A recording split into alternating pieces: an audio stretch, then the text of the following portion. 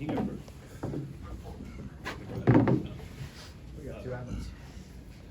Bruce, can you walk us through kind of how that last possession unfolded and what look you were looking for and how that matched up to what you got? I mean, to be honest, we got a wide open floater, 5 feet away from the basket. I just shot it short. Like I said, plenty of times I'll shoot the same shot over and over again. My confidence never will dwell away from me. I want to thank my Lord and Savior Jesus Christ and the work I put in each and every day that I'm gonna make the next one. So I'm not too mad about that. The other factors that played, that we could have had a lead throughout the game, but yeah, there was a good team. But I feel like some stuff that we need to fix on and then move on to the next one. It just seemed like throughout the game you guys were chasing, like they were always up 5 or 3 or 2, you tied and then they would score. What enabled them to hold you guys off, and what did you guys need to do to try to get over that hump? Offensive rebounding, a lot of second chance points. When the team have 46 rebounds, you have 31. It's kind of hard, really hard, to be honest. And I had a lot of key offensive rebounding, led the threes, led the and-1s. So especially playing a good team like them. So I feel like if we clean those things up, grab a couple rebounds, I feel like we got wide open shots on offense. We just didn't hit them. So, but we shoot them shots every day in practice, and I feel like when we clean up on some of the stuff, some of the communication stuff as well, I feel like we'll be all right. Adam, all right. Kind of going off what Adam said, you guys couldn't really go on any big run in this game. When that happens, when they keep answering, how frustrating is that? What were the conversations like in the huddles there to try to right this thing? You guys did come back and tie it up. Definitely frustrating because we all competitive. We want to win the game, and this game it's a little different, especially just me playing for Ohio State. So, like I said, offensive rebounding and miscommunications. It's hard to be the top team if you don't do those 2 things. So, we're gonna go back, watch the film, and get better for next one. You suited up against Roddy in this game. You guys been brothers throughout your college career. What was that like? That's my guy. We came in together through this situation. Wish him the best. So I'm definitely frustrated right now. I'm not gonna lie to you. But I just gotta suck it up and move on and have the right mindset for the next practice. And you got one more for Bruce?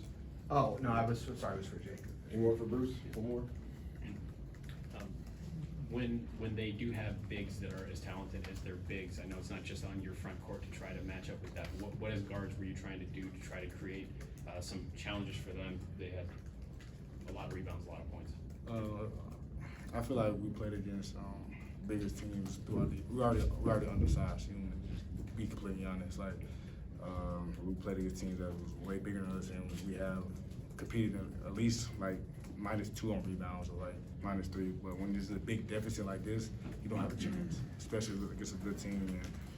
And I feel like we're capable of doing it. But it was some technical things on defense that we work on it daily that we just didn't do it today. So we just had to clean it up, clean up some of our messes, and just move on to the next one and get that win. Thanks, Bruce. Thanks, Bruce.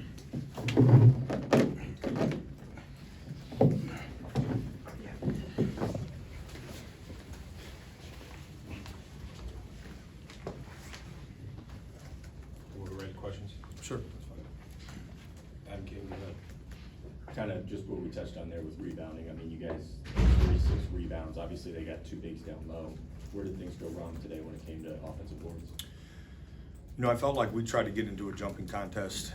We weren't going to hold them to 0 offensive rebounds, but some of this was us not being, not hitting, not being physical, not boxing out well enough, and trying to just out jump people. Some of it was there were some rotations we didn't make at times when we had to protect with our big at the rim.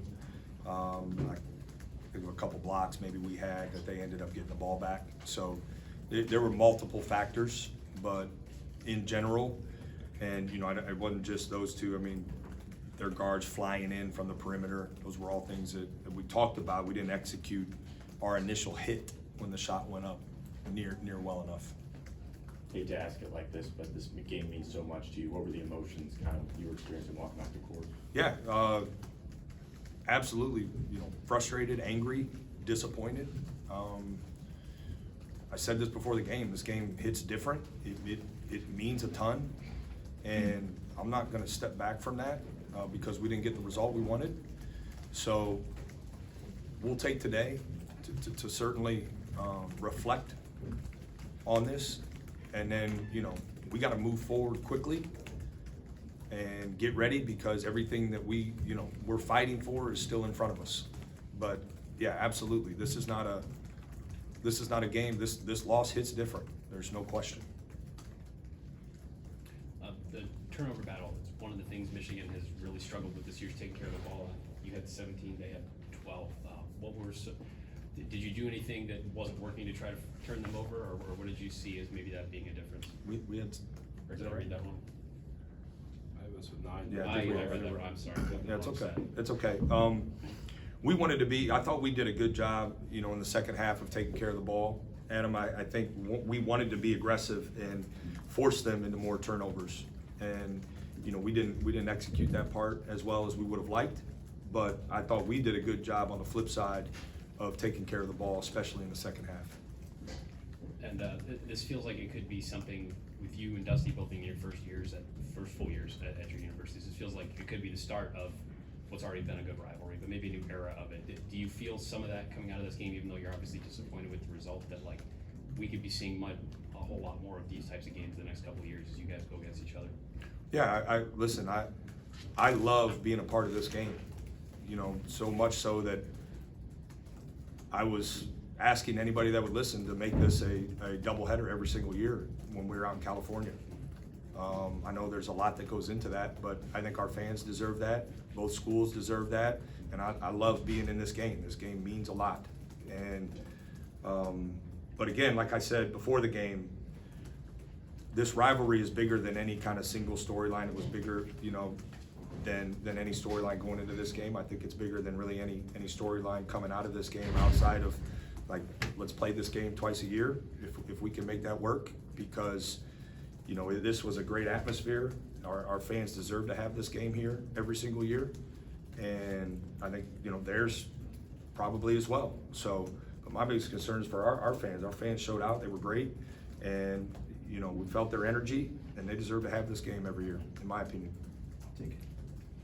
Where you got it? Go ahead, Ian. Yeah, we'll go Spencer in the middle. Yeah, kind of along the same lines. You were just talking about the fans. You've been for these weekend home games. You finally get one, and the place is packed. Like, is this kind of? I know you're not looking for more victories, but like, hey, this is what this program can be on a weekend, week out basis. Like getting this kind of draw, having that kind of atmosphere.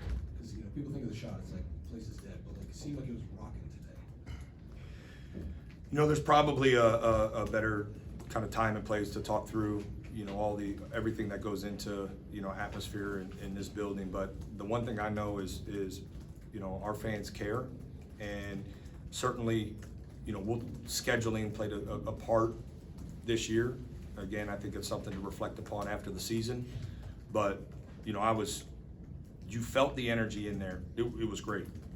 Communication, the noise actually was impacted our communication at times, which is it's a good problem to have, and I'll take that every single day. So I'm thankful for the way Buckeye Nation showed out, and that energy was phenomenal. And certainly, as we build this, I think we have a responsibility, right, to do our part, to keep moving forward and keep building this. And then, yeah, we absolutely need all the help we can get. And again, just thankful for the way they showed up. But that's probably, there's a lot that goes into that question that maybe after the season is better to address. To what extent did Aaron's foul trouble maybe affect some of the plans for handling Ladislav and Danny in this game? Yeah, obviously a lot of fouls in a short amount of minutes. We anticipated being able to play him more.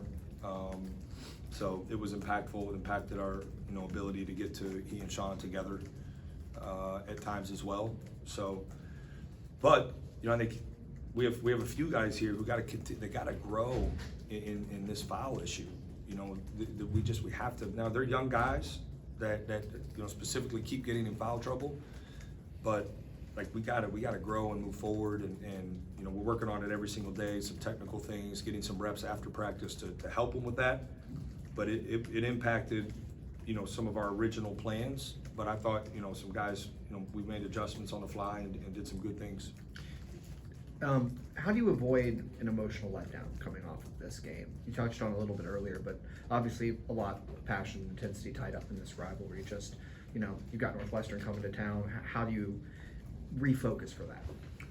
Yeah, well, I think, listen, I'm not opposed to, you know, again, taking today to hurt and to be upset. But this group has responded in a great way all season long. And I have zero reason to believe it'll be any different. Like I said, every single game we play right now, we've earned the right to play in big time, meaningful games, and the Northwestern game is not void of that. That is a big game, and it is meaningful. And you know, our guys, like we have some goals in front of us started this season that we can still achieve, and we've earned that. So we'll continue to practice extremely hard. We'll continue to, you know, we're not practicing as long as we were a little bit ago, but we'll practice hard, we'll prep well, and, you know, Northwestern's got to get our best shot, absolutely. Kind of going off of that, how paramount is it for this team? We talked about moving on quickly. How paramount is it not just to, you know, continue boosting the resume here down in the last 5 games of the regular season, but also to, you know, kind of get some momentum, get some consistency as you go into March now?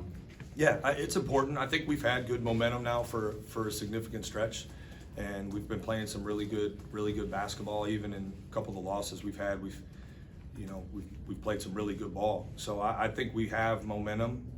We certainly don't want to lose it. We got to keep going, keep building, and you know, it starts with, you know, certainly I got a great deal of respect for Chris Collins and what he's done at Northwestern, and you know, their program, like, so. We are going to approach that game just like we have every other game, and it is important for us to continue to put our best foot forward, and we need to do it in longer stretches. Had some good stretches tonight, not enough. We got to make sure we have more of those against Northwestern. I think it's the 5th time you guys have lost a game by 1 possession, 4th time in the Big Ten. And you did have the Maryland that obviously went your way, but when it gets down to those last minute situations, I'm sure you work on these in practice and everything. And as you said, you got a shot that you were hoping to get. I mean, just your thought, I guess, about handling those situations and the opportunities that are still there to get over the hump and win those type of games. Yeah, well, I think we've shown great improvement in those settings of our execution and our ability to get a good look.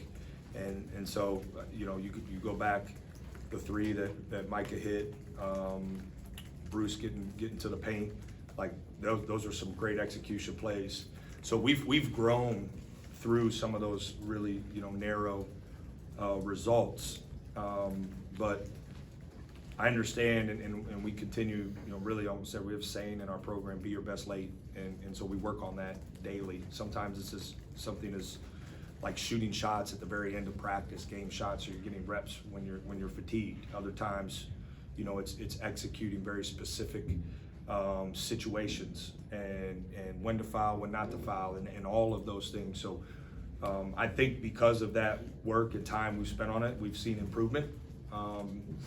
And you know, my biggest frustration with today was some of the things that happened throughout the flow of the game, where we've really been doing a good job, and we made some critical mistakes, and good teams, they make you pay, and that's why we weren't quite able to get this game to a position where they were maybe chasing us. But I think Steve, to answer your question, we're executing better and better in those situations. I thought today was evident of that. You know, the execution goes both ways. You know, we force misses, we didn't get the rebound, and so we've showed some real growth. Finish on the counter over there, right? With Aaron fouling out with 10-ish minutes left and the size that Michigan has, why did Yvonne not fit into the flow of this game? I know he's played in the last 9, and when you get out rebounded by 15, I guess why did he not appear in this game at all? Yeah, I felt like Sean was really doing a much better job in the second half rebounding, and you know, offensively, as we were kind of chasing a little bit, I just felt like we needed different lineup for offensive purposes too. So Sean was, you know, challenged him at halftime, and he really, I thought, rebounded well in the second half. So that's why, you know, we kept it the way it was. You know, I think certainly hindsight, like, it's a great question, and I gotta go back and watch and see if there was a moment where maybe we should have put Yvonne in. But, you know, that's was my thinking in the second half. I thought Sean and Devin were doing, you know, we're really being physical, and obviously the ball screen coverage for us with those two was a concern. All right, one more. It's fine, yep. Saw you share a moment about an hour before tip-off with Roddy. What do you say to him in that moment? Yeah, you know, I think conversation there should remain between he and I, but I've said this from the beginning, you know, when he was here, he was literally like family. You know, if his parents would call me if they felt like he needed something, like it was just, we were that close. So, you know, I think just in that moment, he knows how much I cared about him, and I think that feeling was mutual when he was here. And so, you know, it was a quick, I think, embrace and, you know, quick word, but prefer to keep that between us. But it was good. Coach, thanks. All right, thanks.